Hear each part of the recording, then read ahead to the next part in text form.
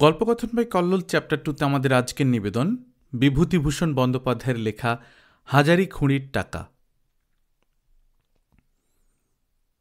গ্রামের মধ্যে বাবা ছিলেন মাতব্বর। আমাদের মস্ত বড় চণ্ডী মণ্ডপে সকালবেলা কত লোক আসত, কেউ মামলা মেটাতে, কেউ কারো নামে নালিশ করতে, কেউ শুধু তামাক খেতে, খোশ গল্প করতে। হিন্দু মুসলমান দুইই। উৎপীড়িত লোকে আসত আশ্রয় খুঁজতে। আমরা বসে বসে পড়ি হিরু ঠাকুরের কাছে। হিরু ঠাকুর আমাদের বাড়ি থাকে খায়। পাগলা মতো বামুন, বড্ড বকে, আর কেবল বলবে, ও ন্যাড়া, একটু কুলচুর নিয়ে এসো তো বাড়ির মধ্য থেকে।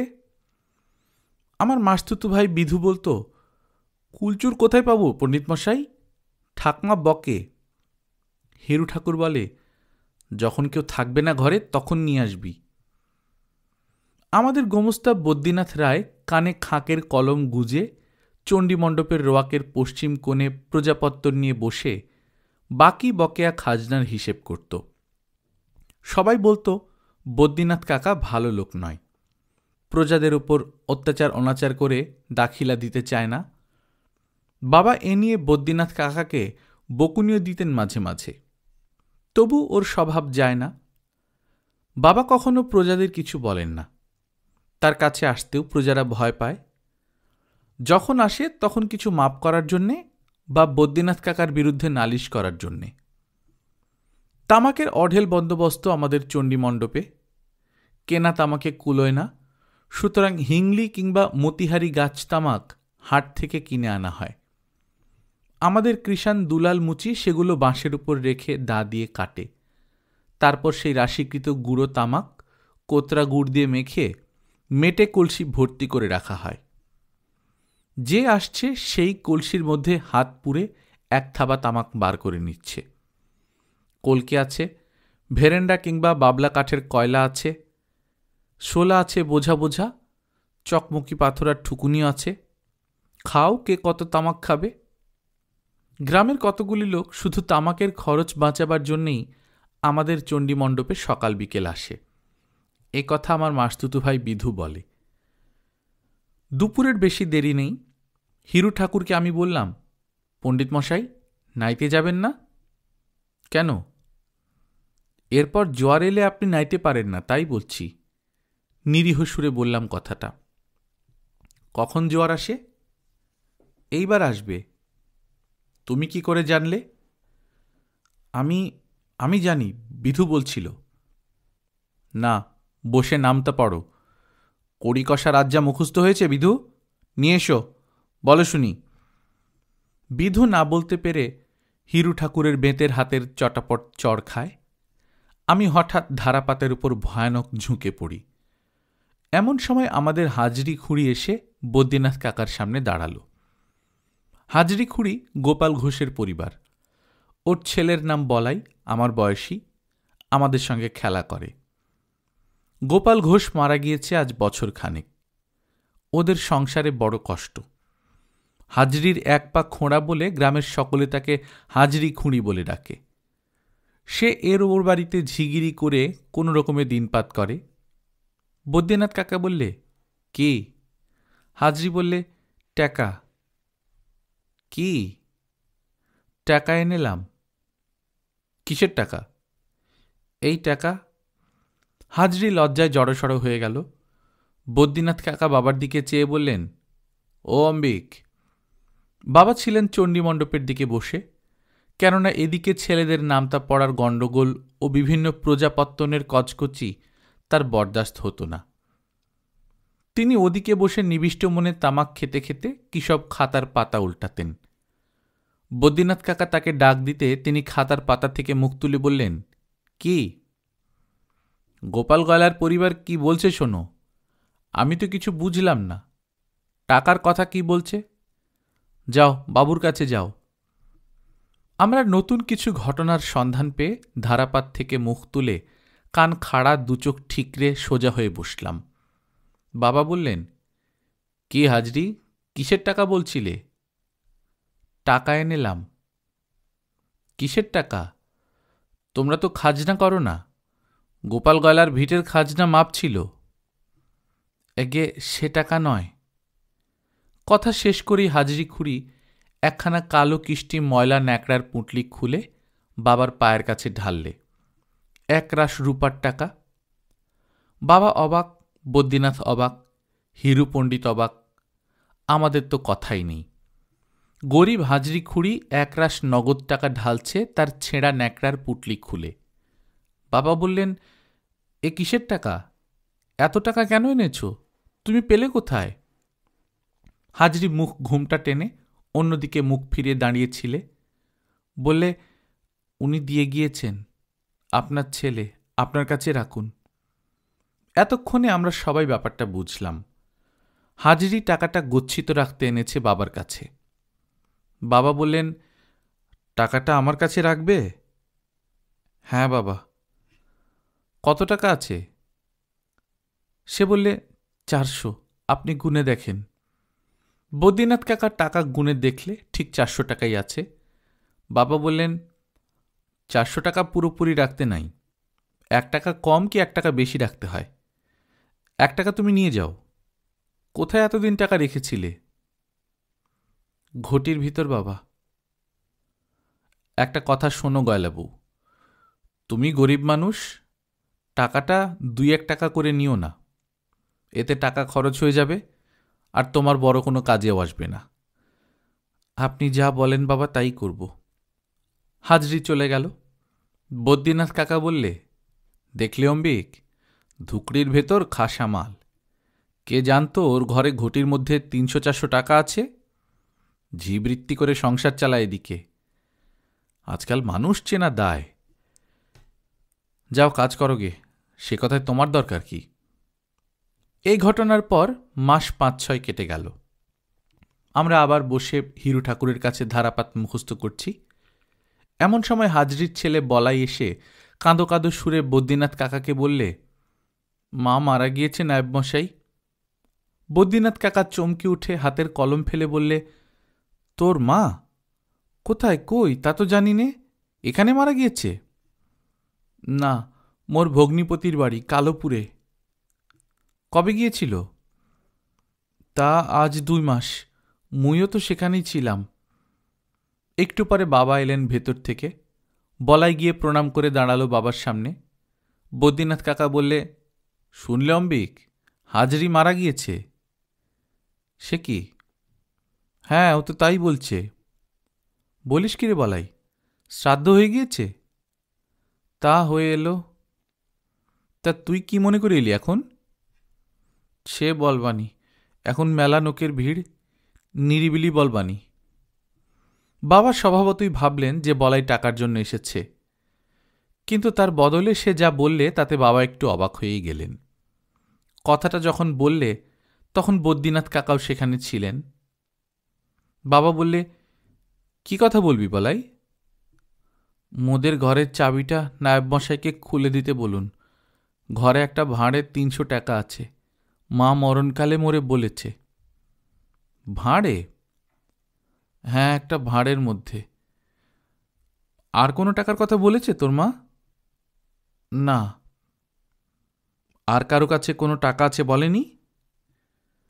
না, বলেছে ভাঁড়ে টাকা আছে। বেশ, তুই চাবি নিয়ে ঘর খুলে দেখ গে। বদ্রীনাথ, ওর ঘরের চাবিটা দিয়ে দাও।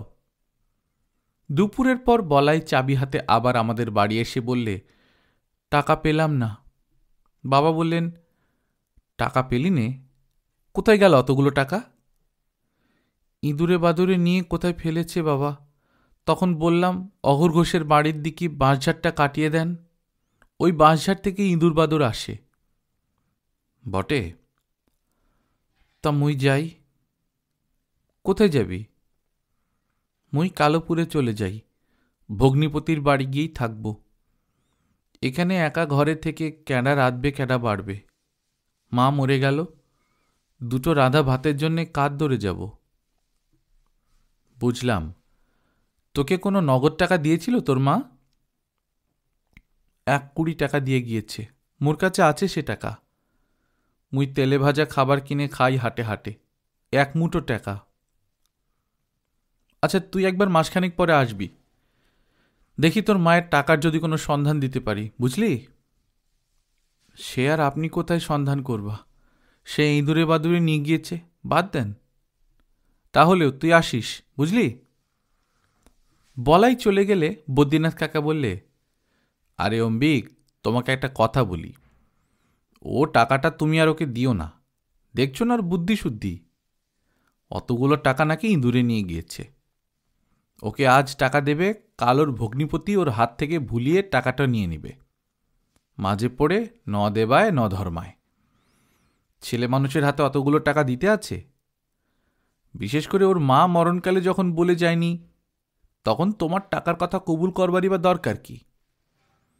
যদি এর পরে বলে তখন বললেই হবে, ওর মা জামাইবাড়ি যাবার সময় গচ্ছিত টাকা আমার কাছ থেকে তুলে নিয়ে গিয়েছিল। খাতায় তুলিনিও টাকা, মুখে মুখে টাকা রাখা, কে সাক্ষী আছে টাকার? বাবা বললেন, বদ্রীনাথ, সাক্ষী নেই বলছ? তখন চণ্ডীমণ্ডপে কত লোক ছিল জানো তো? তারা জানে না কিসের টাকা। তুমি মহাজনী করো, তোমার দেনার টাকাও তো হতে পারে। খাতায় দেবার কথা প্রমাণ করতে পারবে? তা হাত চিঠি একখানা তৈরি করে ফেলি আজি, দূর দূর আগের তারিখ দিই। পাগল, টিপসই কে দেবে?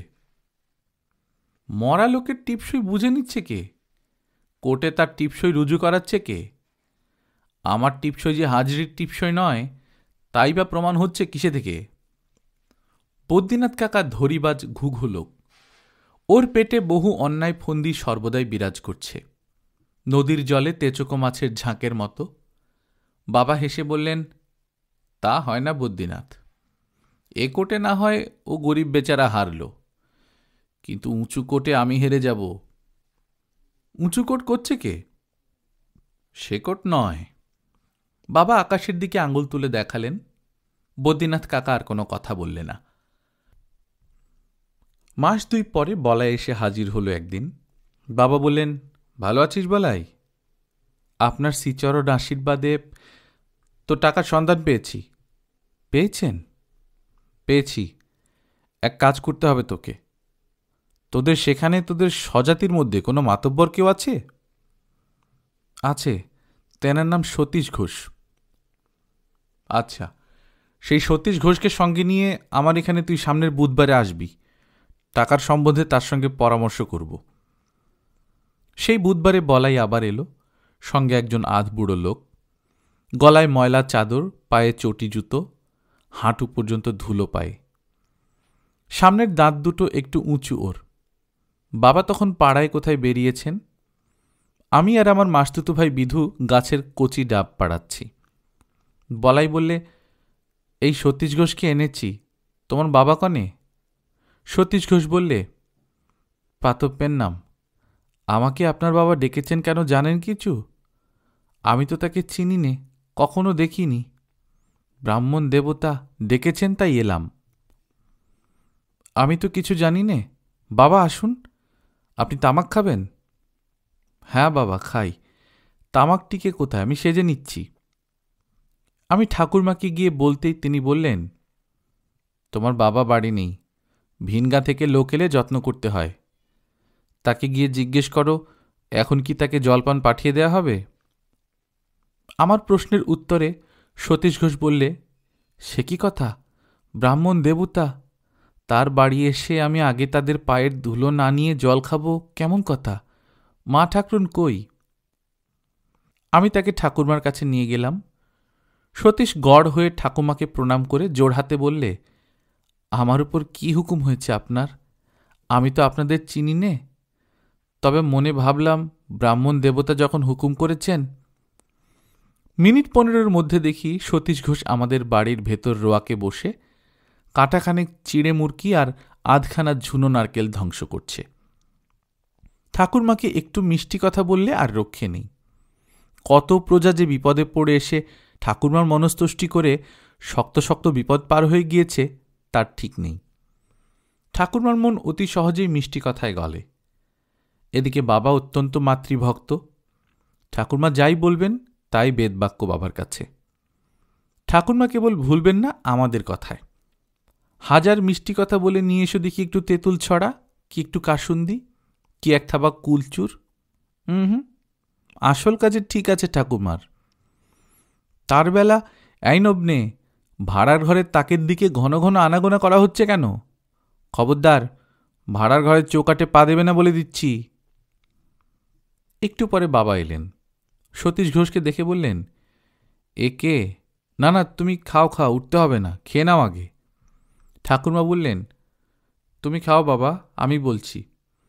এ হলো সতীশ ঘোষ, হাজরির ছেলে বলাই সঙ্গে করে এনেছে কালোপুর থেকে। ও আচ্ছা, বেলা হয়েছে, আমি চান করে আহ্নিক করে নিই, আহারাদির পর কথাবার্তা হবে। তুমিও গঙ্গায় চান করে এসো, দিব্যি ঘাট, চখাবালি, কোনো অসুবিধা হবে না। সতীশ ঘোষ চণ্ডীমণ্ডপে খেয়ে মাদুর পেতে শুয়ে আছে। ঠাকুরমা বললেন, এতটা পথ হেঁটে এসেছো বাবা, একটু জিরিয়ে নাও, খেয়ে দে।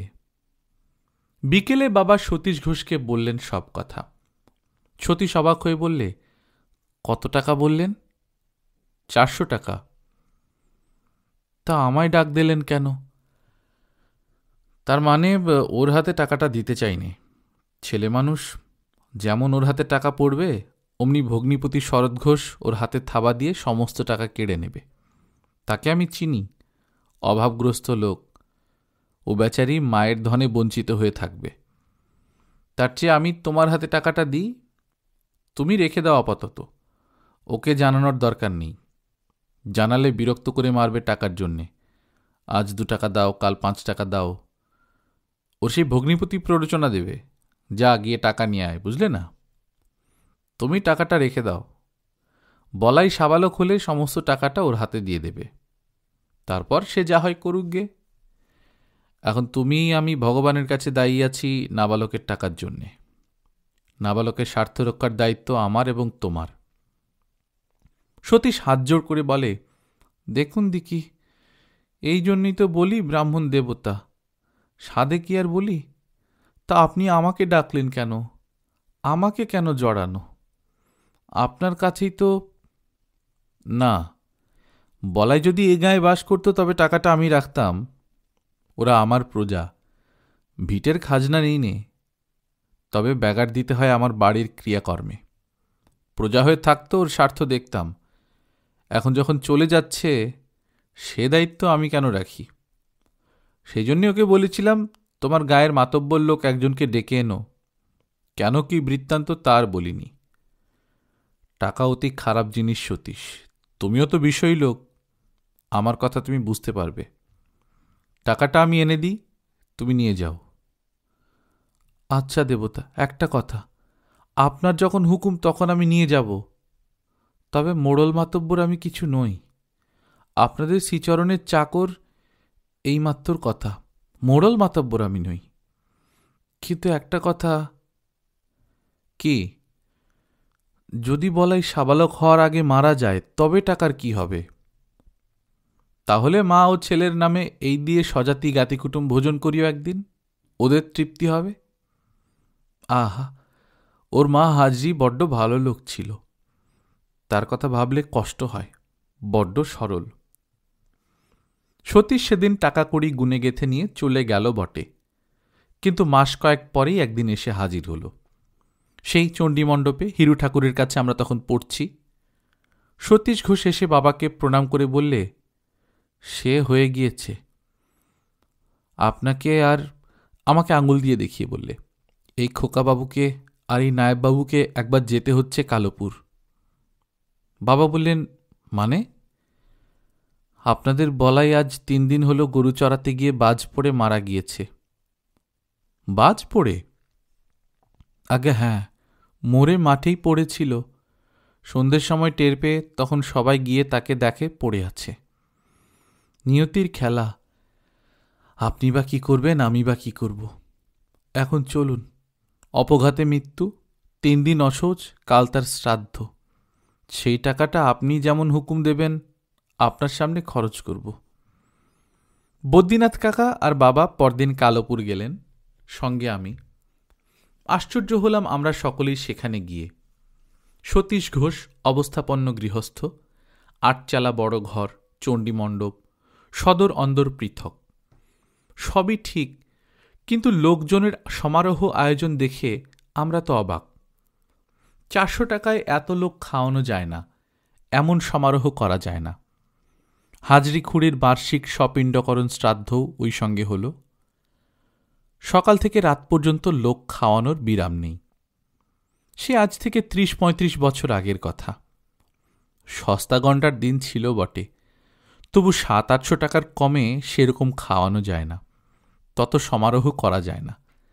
আর কি যত্নটা করলে আমাদের সতীশ ঘোষ! লুচি, ছানা, সন্দেশ, দই সব সময় হাত জোড় করেই আছে। বাবা বললেন, সতীশ, এ কি ব্যাপার? তোমার ঘর থেকে কত খরচ করলে? তুমি তাদের কেউ হও না, জ্ঞাতি নও, কুটুম নও, তাদের জন্য এত টাকা?